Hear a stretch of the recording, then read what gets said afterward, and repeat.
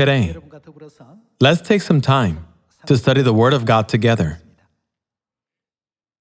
On earth, there isn't much difference between countries in the way one gains their citizenship. However, the manner in which one gains their heavenly citizenship is much different from that of our earthly one. The privileges and benefits that are associated with the heavenly citizenship cannot be treated as something insignificant. Ultimately, what will God grant us once we gain our heavenly citizenship and go there? There will be no more death, no more mourning, no more pain, nor sickness any longer. Doesn't God grant us eternal blessing, eternal happiness, and overwhelming joy through having a heavenly citizenship? In Jeremiah 31, God clearly described what kind of people can be God's people who have the heavenly citizenship. They are those who have the new covenant in their hearts. The prophet Isaiah said that those who have the law of God in their heart are God's people. Let's confirm by going to the book of Isaiah. When you go to Isaiah chapter 51, verse 7, it says, "Hear me, you who know what is right. You people who have my law in your hearts, do not fear the reproach of men, or be terrified by their insults. For the moth will eat them up like a garment, the worm will devour them like wool. But my righteousness will last forever, my salvation through all generations." People who have the law of God in their hearts, here God says to them, do not be dismayed and terrified by people's insults and remarks. Don't you remember what kind of citizenship you have? The heavenly citizenship is far greater than any citizenship that a person could obtain among the people living on earth.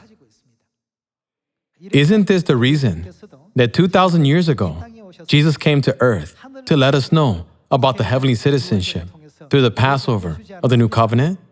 Let us look into this further by going to Luke chapter 22. When you go to Luke chapter 22, verse 7, it reads, "Then came the day of unleavened bread, on which the Passover lamb had to be sacrificed. Jesus sent Peter and John, saying, 'Go and make preparations for us to eat the Passover.'" Let's go down to verse 19. It says, "And he took bread, gave thanks and broke it, and gave it to them, saying, 'This is my body given for you. Do this in remembrance of me.' In the same way, after the supper, he took the cup, saying, 'The cup contained the Passover wine. This cup is the new covenant in my blood. For whom was the new covenant established, which is poured out for you?'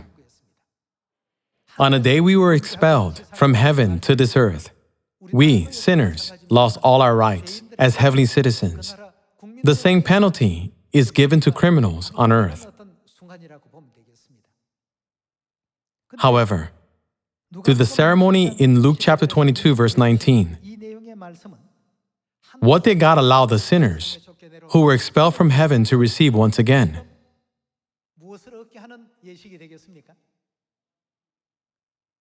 The holy ceremony of the Passover of the New Covenant not only allows us to receive the forgiveness of sins, but also restores our heavenly citizenship.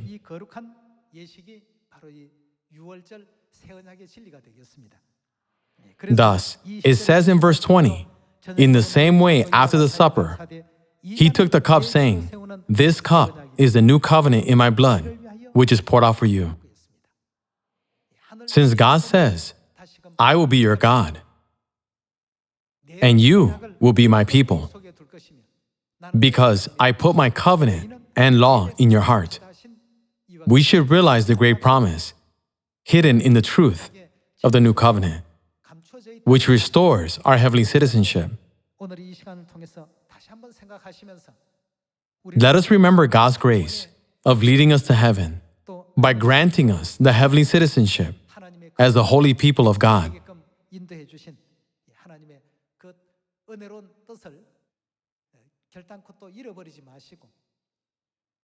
Hoping that we will do our best to preach the way of truth to everyone with obedience. I would like to conclude today's sermon. Thank you very much.